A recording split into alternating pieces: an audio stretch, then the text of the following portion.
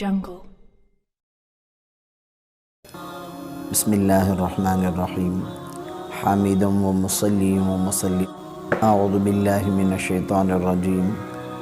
الذین یقیمون الصلاة ویؤتون الزکاة ومما رزقناهم ينفقون وقال النبی صلی اللہ علیہ وسلم شعبان شہری و رمضان شہر اللہ۔ معزز سامعین کرام، عزت مآب، عفت مآب خواتین و حضرات، میرے عزیز بزرگوں، گزشتہ پروگرام میں ہم لوگ دین اسلام کے 5 اراکین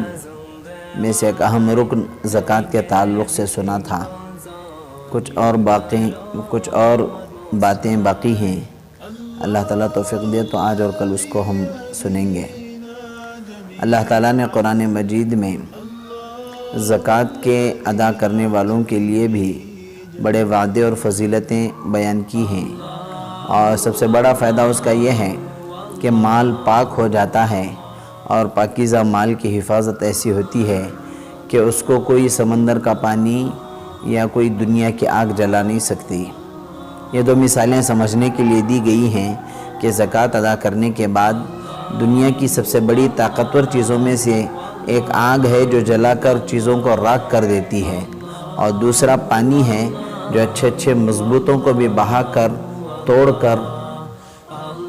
سمندر کے خس و خاشاک کی طرف بہا دیتا ہے۔ تو زکوٰۃ ادا کرنے کے بعد مال ان 2 بڑی طاقتوں سے تک محفوظ ہو جاتا ہے، تو ان سے چھوٹی طاقتیں چوروں، ڈاکوؤں، چکوں، دھوکے بازوں، ان سب سے اللہ تعالیٰ مال کو محفوظ کر دیتے ہیں۔ یہ فائدہ عقلی اور فطری ہے، ورنہ قرآن و حدیث کی فضیلتوں کو ہم سنیں گے تو یقیناً 100% ہم میں سے ہر ایک زکوٰۃ ادا کرنے والے بن جائیں گے۔ قرآن مجید میں اللہ تعالیٰ فرماتے ہیں ایمان والوں کی نشانیوں کو بیان کرتے ہوئے کہ وہ ایمان لاتے ہیں، ایمان لانے کے ساتھ نماز قائم کرتے ہیں، زکوٰۃ ادا کرتے ہیں، اور اللہ تعالیٰ کی دی ہوئی نعمتوں، مال، دولت، اس کے ساتھ جتنی اللہ کی خرچ کرنے والی نعمتیں ہیں وہ اس کو خرچ کرنے والے بنتے ہیں۔ اور قرآن مجید کے ساتھ ساتھ اللہ تعالیٰ حدیث میں اس مہینے کو اپنی نسبت عطا فرمائی، جس طرح آپ صلی اللہ علیہ وسلم نے حدیث میں ارشاد فرمایا شعبان شہری و رمضان شہر اللہ۔ آپ صلی اللہ علیہ وسلم فرماتے ہیں شعبان میرا مہینہ ہے اور رمضان اللہ کا مہینہ ہے۔ میرے بزرگوں، اللہ کے مہینے ہونے کی نسبت کو ہمیں سمجھنا ہے، غور کرنا ہے۔ اگر یہ سمجھ میں آ جائے تو ہمارے لیے نمازیں، نوافل، عبادات، دعائیں، قربانیاں، زکوٰۃ کا ادا کرنا، اور اس سے بڑھ کر ذاتی مال میں سے بھی قربانی دے کر خرچ کرنا سب آسان ہو جاتا ہے۔ اس کی ایک مثال میں سمجھنے کے لیے یہ ہے، بیت اللہ، کعبۃ اللہ، اللہ کے شہر مکہ مکرمہ میں اللہ کا گھر ہے، جس کعبے کی طرف ہم اور آپ منہ کر کے نماز پڑھتے ہیں۔ اس عمارت کو اگر ہم غور کریں، سمجھیں، تو وہ پتھروں کے علاوہ کچھ نہیں ہے۔ پتھر اور غارے سے بنائی گئی ایک عمارت ہے، حتیٰ کہ اس پر گلاوا اور پلاسٹر بھی نہیں ہوا ہے۔ صرف اللہ کی نسبت اور اللہ کی انسیت اس سے جڑی ہے تو ساری دنیا کے کروڑوں لوگ کھچا کھچ اس میں بھر جاتے ہیں، اس کے طواف، اس کے چکر لگانے، وہاں کی عبادت کرنے، وہاں کی حاضری دینے کے لیے حج بیت اللہ اور عمرے کی نیت سے وہاں حاضر ہوتے ہیں۔ تو اس عمارت کی طرف اللہ کی نسبت ہوئی تو بیت اللہ بنا، کروڑوں لوگ کھچا کر اس میں کھینچے جاتے ہیں۔ تو یہ مہینہ جس کو اللہ کے نبی صلی اللہ علیہ وسلم نے اپنے زبانی فرمایا کہ اللہ کا مہینہ ہے،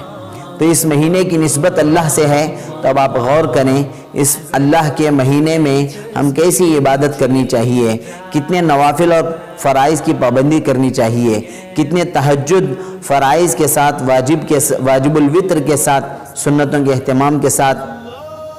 اشراق ہو، چاشت ہو، تحیۃ الوضو، تحیۃ المسجد ہو، اوابین ہو، صلاۃ الحاجات ہو، صلاۃ الشکرانہ ہو، اور صلاۃ التوبہ ہو، جتنا ہو سکے عبادتوں، تلاوتوں میں اس مہینے کو ہم لگائیں۔ دوسرا، مالی قربانی، زکوٰۃ کے تعلق سے تو اللہ کے نبی صلی اللہ علیہ وسلم نے ارشاد فرمایا جس مالدار کے پاس، جس اہل سوت اور اہل دولت کے پاس 7.5 تولے سونا، 52.5 تولے چاندی، اتنا سیونگ ہو، بیلنس ہو، اتنا ضروریات سے فارغ ہو کر اتنا مال ہو،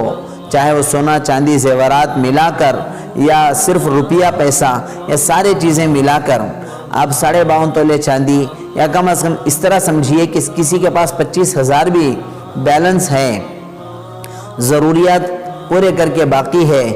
کروڑپتی، ارب پتی، لکھوپتی تو بہت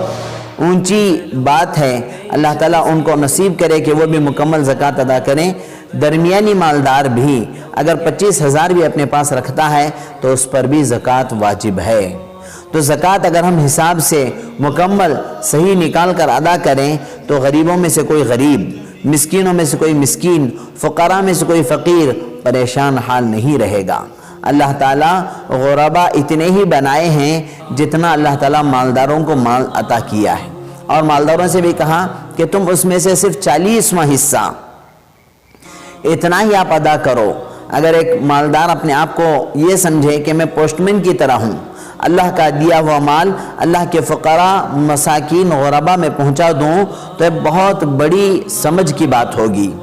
کہ ایک پوسٹ مین جس کے پاس لیٹر آئے، جس کے پاس کوریئر آئے، جس کے پاس پارسل آئے، تو اس کی ڈیوٹی ہوتی ہے کہ وہ اپنا فریضہ نبھاتے ہوئے جس کا ہے اس تک پہنچا دے۔ تو اللہ تعالیٰ ہم سب کو یہ کہا ہے کہ 40 حصے کر کے آپ 39 حصے اپنے لیے ذات کے لیے رکھو، اور 40 میں سے صرف ایک حصہ آپ غریبوں کو، مسکینوں کو، فقراء کو تلاش کر کے دو۔ وہ کون مساکین ہیں، وہ کون فقراء ہیں، وہ کون غربا ہیں، اللہ تعالیٰ توفیق دے۔ تو ہم اگلے آئندہ کے پروگرام میں تفصیلاً اس میں عرض کریں گے۔ میں آپ سے عرض کرنا چاہ رہا ہوں کہ اس رقم کو آپ حساب کر کے نکالیں اور حقیقی مستحقوں کو تلاش کر کے پہنچائیں، اور دوسرا دین اسلام کے قلعے جہاں حفاظ قرآن، علماء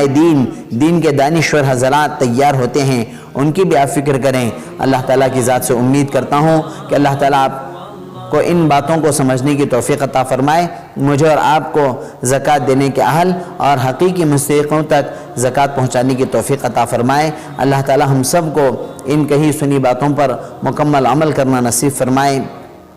اور رمضان کے اور یہ کورونا وائرس کی وجہ سے کچھ حدود اور کچھ قیود ہمارے ساتھ چل رہے ہیں، کچھ حد بندیاں چل رہے ہیں، کچھ شرائط چل رہے ہیں، ان پر بھی آپ توجہ دھیان دیں، آزادی سے اپنے آپ کو بچائے رکھیں۔ اللہ تعالی ہم سب کو آفتوں، بلاؤں، مصیبتوں سے حفاظت فرمائے، اس بلا اور مصیبت سے بھی محفوظ رکھ کے اللہ تعالی ہم سب کو اللہ کے گھروں کو اور اللہ کے گھروں میں مسجد النبوی کے اعمال کو زندہ کرنے کی توفیق عطا فرمائے۔ اللہ تعالی سب کے مسائل کو حل فرما کر دنیا آخرت کی کامیابی اور خوشحالی نصیب فرمائے، رمضان کے فیض و برکات سے مستفیض ہونا بھی نصیب فرمائے۔ آمین۔ وآخر دعوانا الحمدللہ رب العالمین۔ والسلام علیکم ورحمۃ اللہ۔